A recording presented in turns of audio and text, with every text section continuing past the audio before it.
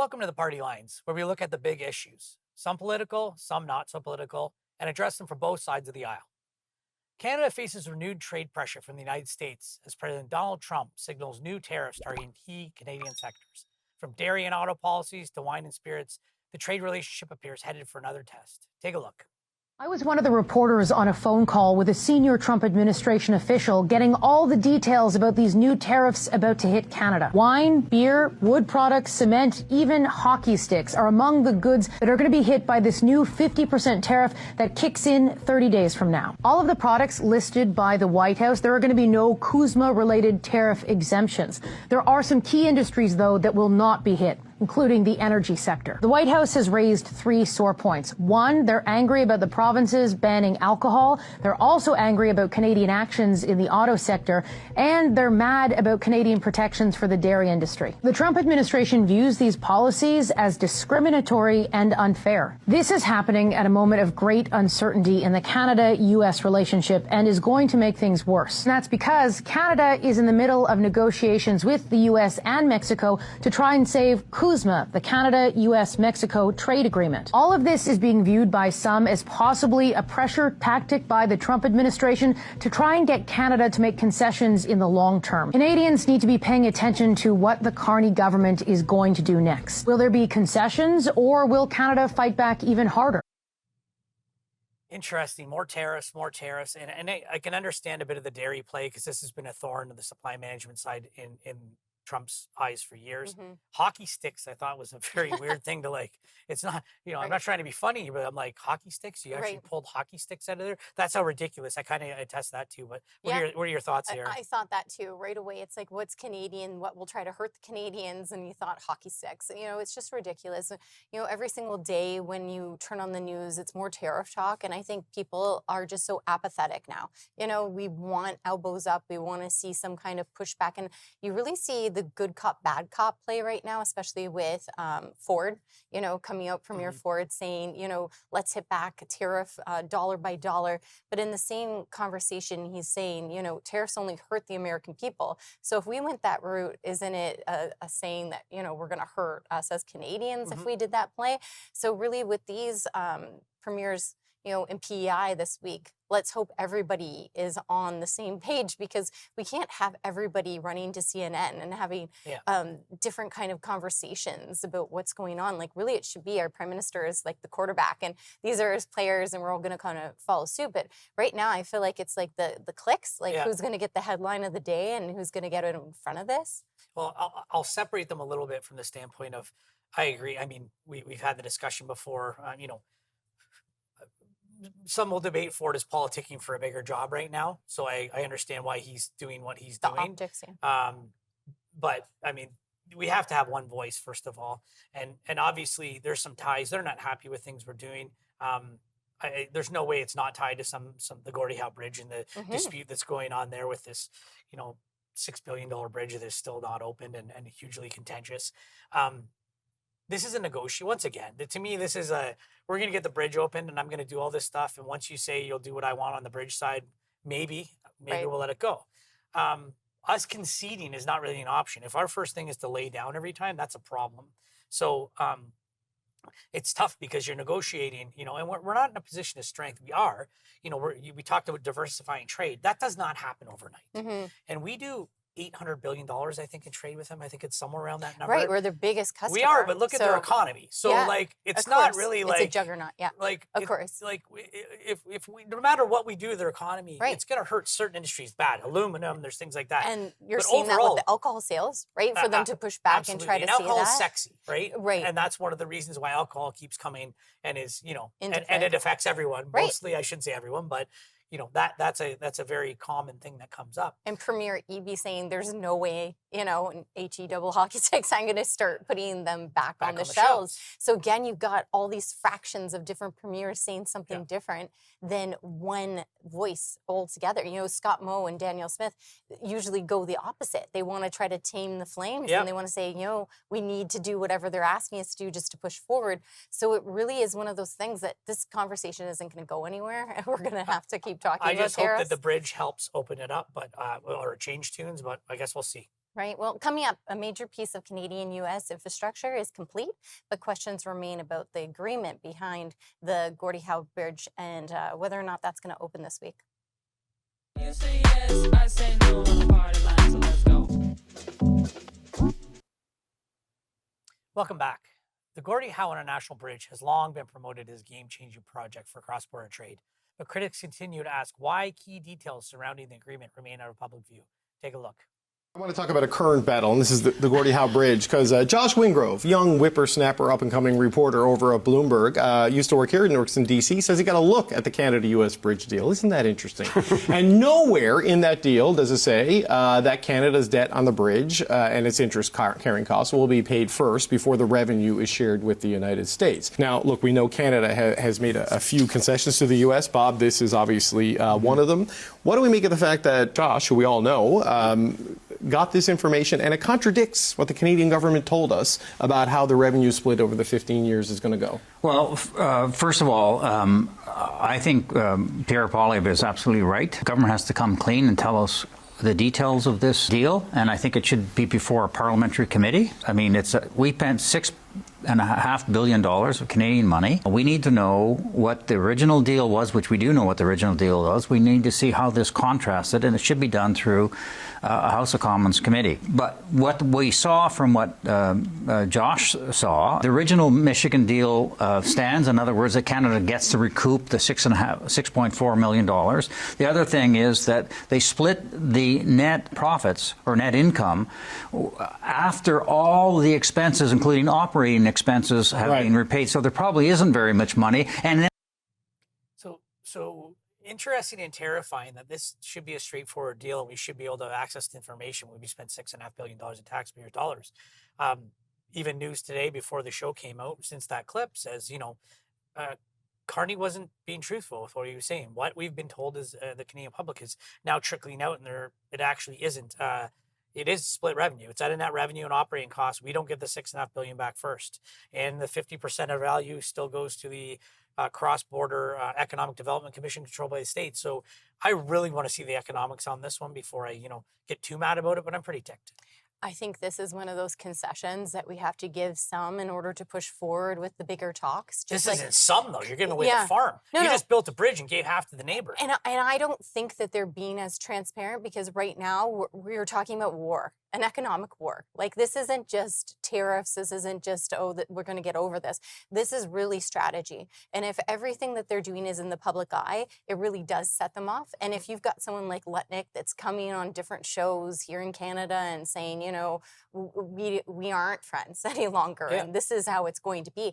Well, at the same time, our prime minister has to be careful with how much they're letting out, how much it's going to trigger Trump, especially when you see the world stage.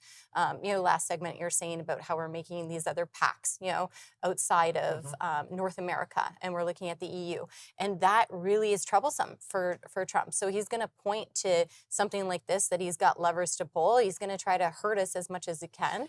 But the deal is done. So he's not using this as a negotiation side. Like, that deal is done. So why we can't look at it? It's not part of a bigger picture. In my opinion, you've got, this is the deal. This is what we agreed upon.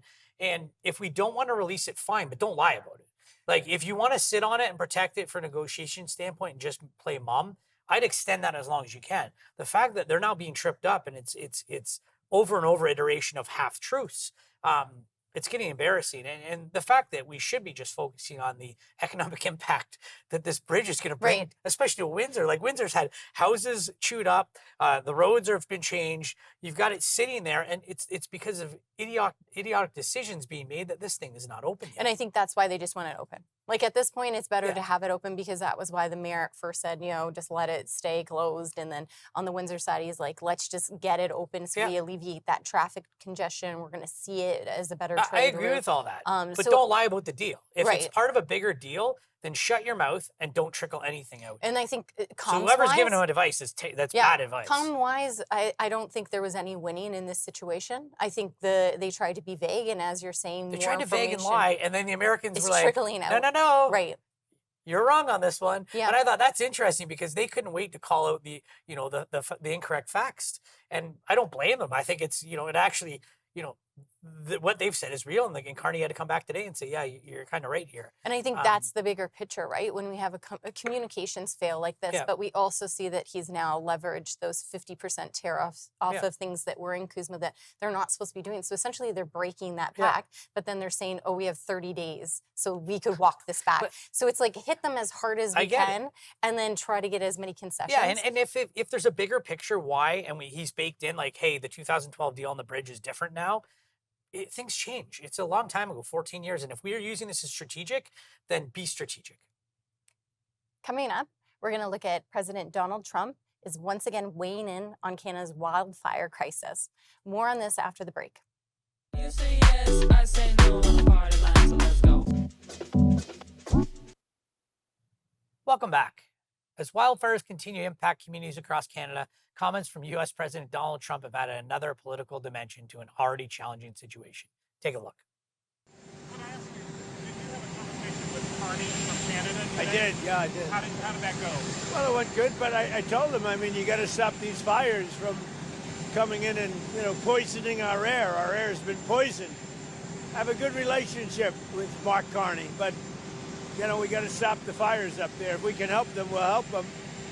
But maybe they should pay us some damages or something, or we should do some tariffs. But it was terrible. I mean, you had businesses closing. In particular, Michigan. If you look at Detroit, Michigan area, they had to close everything. They had to close car plants and a lot of other things. So I've never remembered this happening. Over the last 4 or 5 years, you saw it starting to take place. I've never remembered it happening before.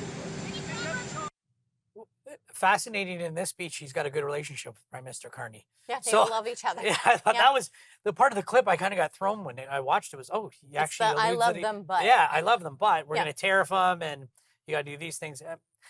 Oddly enough, he kind of forgets how much help we sent to California when they had fires there. But anyways, what are your thoughts? Yeah, that's just it. It's the audacity to kind of say, we're going to tariff you because of this. Like every time you look at Oregon or Washington and how it affects us here, or when we send, water bombers, and we just lost like a Canadian life recently. And so to that family, what are they thinking when they watch the news and hear something like this? And so when you want to hit your allies when they're low, like how much worse could get? And when you're talking about a relationship, it shouldn't be about how you can maybe help someone in Russia. It should be how can I Right. help my closest, nearest, dearest neighbor here in North America? And instead, it's that it's almost hubris. When it comes to him, like it's untouchable and everything else is everybody Yeah, else's fault. yeah. And he can point the finger, but he can't internalize and look at the facts or science and what's actually happening. Well, Premier Ford's kind of been on the hot seat as far as the budget got decreased this year. It got blown up last year because of the issues we had. It got decreased. Just increasing the budget doesn't necessarily mean it's going to fix anything ever, because what does it allocate to? Are we buying more bombers? Maybe we bought more bombers last year because we do have, Bombardier has the best. We're lucky to Yeah, have the with our technology fleet. here, right?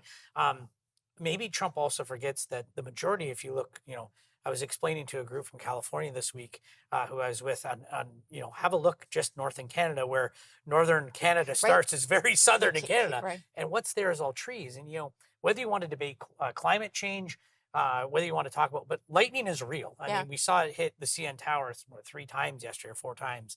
Obviously, CN Tower gets hit, but trees get hit, fires get started. So it's never going to go away.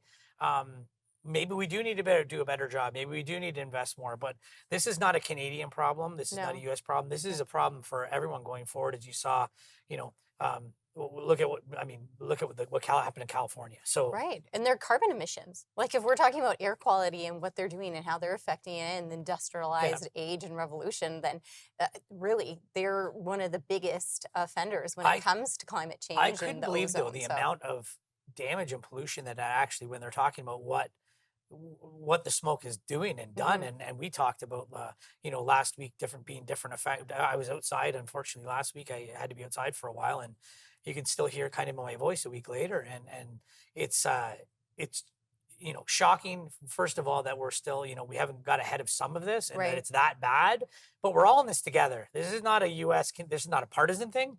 This is not an American Canadian thing.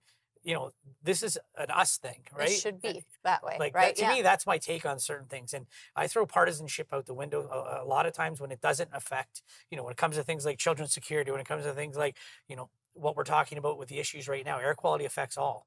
And, especially those in a little bit, we're healthy individuals. When you have someone who's got more breathing issues and the rest of it. Vulnerable, yeah. Yeah, vulnerable is the word I was thank you. Right. But like, let's get together and this is one thing we could get, like how you throw tariffs into discussion whether you're going to tariff because of smoke. I just went, wow. And like, it embarrasses, certain governors went out against him right away and took to social media or went on the news and said, hey, like he doesn't speak on our behalf. Well, like, there is a governor in Michigan right? who's running the Republican side who's right with him on this one, which I thought that's all about the midterms, though. It is. It Yeah, is. that's all It this is. spin. And right. I just think there's a time and place for politics. And I mean, if things were majorly done wrong, if we've done wrong in the province of Ontario and not done this, if we've done wrong nationally and not got ahead of this, but sometimes things do happen, unfortunately. But don't this kick is one us of while them. we're down in Yeah, a crisis. yeah. How can we right? help? Then I'll yell at you after. Yeah, absolutely. After the break, questions are mounting at Queen's Park after an Ontario cabinet minister stepped down amid controversy over spending. You say yes, I say no on the party line, so let's go. Welcome back. Political accountability is back in the spotlight after an Ontario cabinet minister resigned from cabinet following revelations of lavish spending. While one minister has stepped aside, critics point out that several others remain in their positions despite facing scrutiny. Take a look. That hotel expense scandal here at Queen's Park isn't showing any signs of letting up, especially after we uncovered even more documents about Stan Cho. Take a look at this. Over the course of 3 years, Stan Cho has been racking up nearly $100,000 in swanky restaurant costs. At one restaurant, Sherry Punjab on the Danforth, he charged more than $16,000. Another one, Nome Izakaya, he charged more than $10,000.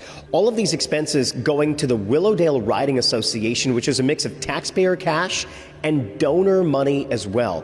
And it doesn't end there. He's also been charging thousands of dollars to go stay at hotels all across the country. Flights to those hotels are also being charged to donors in Willowdale. Also, these curious costs for bills at the Rogers Centre, MLSE, and at the Scotiabank Arena, things like renting a suite for $3,000. All of these questionable expenses were put to Premier Doug Ford today. What is the expectation for a donor to the Ontario Progressive Conservative Party? Are they to expect that their money will be spent fueling the lavish lifestyle of an MPP? No, again, it's totally unacceptable what Stan has done. He's paid back every single penny. On Friday, it was our reporting that led to Stan Cho's resignation from cabinet. There are questions about whether or not he's going to remain as a member of Doug Ford's caucus. If he was in our caucus, he wouldn't be in caucus anymore. Done, gone. The Premier would not address that at all. So, I mean, MP Cho has been, obviously there's things that have come up here that he's being held accountable for. This isn't just one side, one party, anything. So the at the end, the Liberal interim minister or interim leader is, he'd be fired. Yeah, whatever. And I think there's stories being mixed together here. What that piece laid in, suites at the Rogers Centre, this and that. Yeah, I get the hotels that were near, and there was off spending, but this gentleman also is a minister of tourism and hospitality. You don't know who he's hosting at the Rogers Centre. So I think we've kind of put all this stuff together and lumped it in. At the end of the day, this was years ago, just to be clear. This isn't like happening right now. This is a few years ago. So who approved these expenses? There's obviously an approval process. This should have been caught. If this was wrong, this should have been caught years ago. Well, that's why they were saying these amount from the past 3 years, like Right. up to date. And so when they're talking about late night sittings, they're saying there actually wasn't any late Right. sittings. So but he's, like you said, not the only minister. Yeah, and I'm not Like, debating that. He lives close in the Right. backyard. Maybe he, for lack of a better term, he was being lazy. But the rest of the stuff they've lumped in as far as that, Porter Airlines. Well, he's the minister of tourism and hospitality. He's going to travel. Yeah. Let's be honest with you. But and even the verbiage high end. He's at the Keg and Moxie's. I realize these are franchises. You're going to end up. These are normal routine things. Now, obviously, there's things that are offside. The story just lumps it, makes it worse than it was. But you have to be accountable for what you do. And if you are doing these things and saying you're working late, don't use an excuse that there's a late night sitting when it never happened. Well, that's the thing with this government, because we're seeing it now into 3 terms, right? So when you see someone being in a position for so long, there's clips that go back to this minister saying, you know, everybody needs to be fiscally responsible. And so it's almost like that hypocrisy that really has the general public that gets so upset. And when you look at the government trying to get rid of the Freedom of Information Act, so that way they can't look through certain records like this, and then now that they're broke the story that they, you know, there's 11 other MPPs within the Conservative government that have done similar spending. And so, like you're talking about, if someone's signing off, you know, the That's CFO, my problem with the whole story. Exactly. That's my problem with the whole story is they haven't, whoever is doing the approvals in this process Right. shouldn't be there. And all of a sudden, because that has been that trickle effect, people are saying it's top down. So if you look at, you know, Premier Ford wanting to buy a luxury jet for, you know, $30 million, and then all of a sudden you've got ministers that think I'm going to use these funds to like wine and dine or do these So things. the jet was how it acquisitions was and- done. I still Right. don't disagree that he needs a jet or a plane. But anyways, I do agree. It's with that what you're saying. mindset, I It guess. is the mind. is- I is understand that- the mindset. Yeah. But like we have to look For at the process. taxpayers, I want to right? know what the process was. So to Premier Ford, fix your process, because obviously your process is broken and your party is not crumbling, but your party's at risk because And the of it. go-to is all, gee, golly gosh, you know, we're sorry, pay it back. Yeah, you pay know, it back like, isn't, that's you the know, thing. pay So it back because you got caught. time will tell, you know, but thanks for joining us on the Party Lines this week, and we'll see you next week when we return. You say yes, I say no. You say stop, but I say let's go. Shots are fired only with a Nerf gun, 'cause things